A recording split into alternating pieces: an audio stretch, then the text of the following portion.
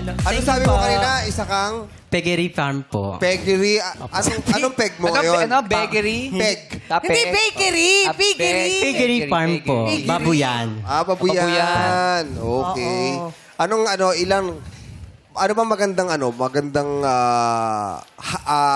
sukat ng baboy bago katayin? 5.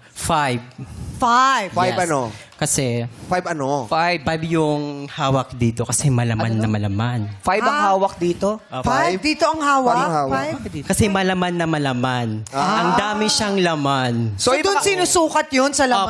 Opo, di- Hindi, Dito sa Chang. Yung mga baboy nakaganon. Yeah.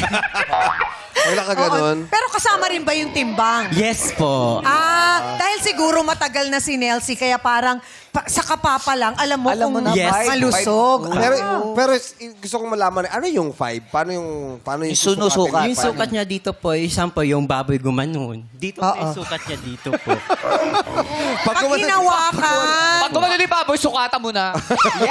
parang pag hinawakan, pag ganon dito, Opo. Kasi meron po kaming May yung... panukat pag maliit lang, ganit. Opo. Meron kami pangsukat ng mga baboy. Oh. Kung ilang yung kwan ng baboy, sample 4, yung 4, yung sexy. Or. Yung, Ano naman yung itsura ng sexy na baboy? yung payat, sobrang payat. Mamaya. Kagaya po, payat na payat. Pero paano yung pagpayat, mura lang nabebenta? Depende po sa presyo po. Depende po sa mga may-ari po.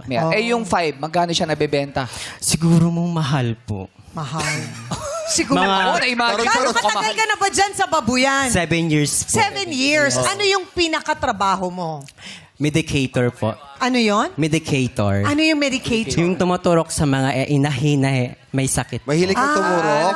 Mahilig Siya kang yung nagbibigay ng gamot. Tinuturukan niya. Yung para ako isang doctor. Hindi naman ako. Kaya pala ganyan ang ano mo. Yes. Saan ba ini-injectionan yung baboy? Dito po sa leeg po. Sa leeg? Bakit sa leeg? Kasi po, dito po sa leeg, wala siya pong yung ugat. Oo. Dito po kasi sa leeg, pumapasok yung bakuna para Oo. yung mga gamot po papasok sa lahat ng katawan. Nasa leeg. Pwede naman po sa puwet.